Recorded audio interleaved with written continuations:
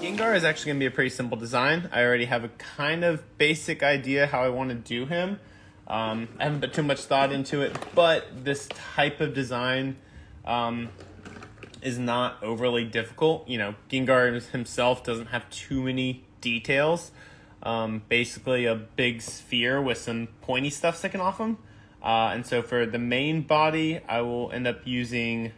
actually, this might be more. I was going to use 8s, but that might be a little bit smaller than I want to use. We're going to start him off with 8s, and then we'll just kind of see where that goes. So I'm going to use the front part of the 8s as the face.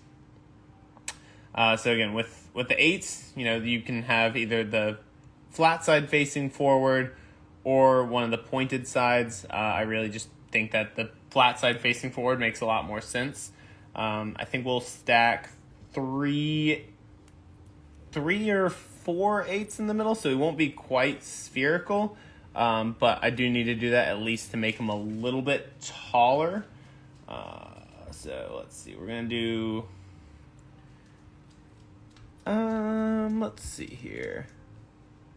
Might be able to just do 2 in the middle and then a 6 on top and then a 4 on top of that.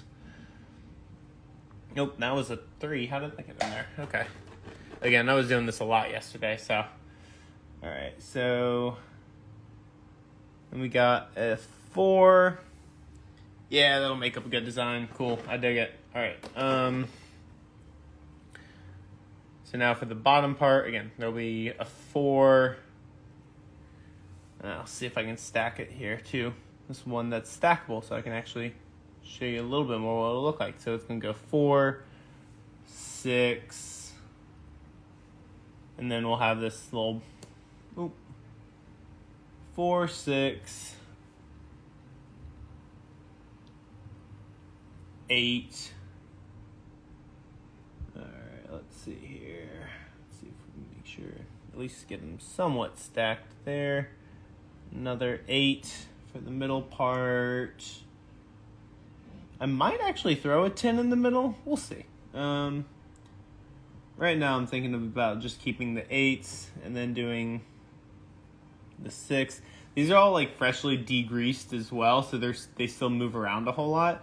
A lot of the other chains I work with have a little bit more rust on them, and so it's actually easier to move them around because they don't lose their shape as much. Okay, cool. And then there's the top of them. So it looks like a little bit of just a ball.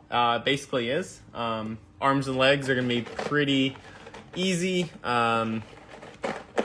Just going to use for the arms, little single link.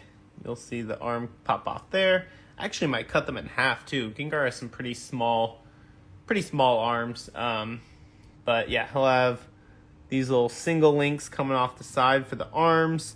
And then for the legs, it's basically going to be the same thing. Probably going to have him sitting, because if I do the legs standing this way, since he only has 2 legs, he'll basically topple over. So might have a sitting Gengar here. We'll figure that out when I'm actually making him and welding them together. The legs won't be as far out. They'll be pushed back, of course. He's already got his ear points, which we know will be used some more singles here. We got, I don't think that they'll stick up there by themselves. I can stack them that way. Ooh. They might actually just stand, but I don't think that that's how I'll have them positioned. And then, let's see. And I think I'm going to use a few... that one fell. And I think I'll use a couple of these singles as well. That's fine. It doesn't really matter.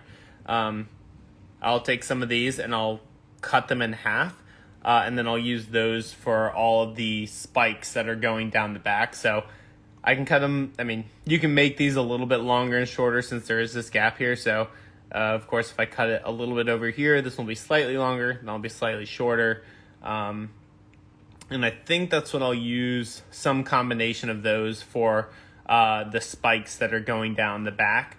One of the other options I guess I could do is just using the flat links. So basically taking this apart, this would make up 4 flat links and some spacers. Ooh, actually, I could also use the spacers on the back.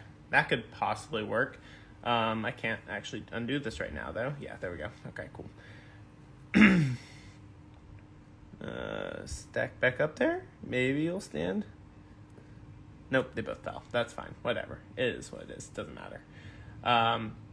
Yeah, so making this one right here, this would be, would create 4 flat links. So there'd be a flat link from that one there, and then these 2 middle ones as well. And so if I broke it up by pushing that pin out, that'll give me the different flat links. And I might use that for some of them. I might use some thicker ones as well. And then I don't think I'm going to do the tongue out, but I might.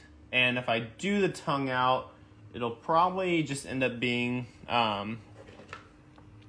something like 2 of these double links here coming out like that or something like that, and just having like a sort of weird tongue sticking out. Maybe throw an extra spacer in there,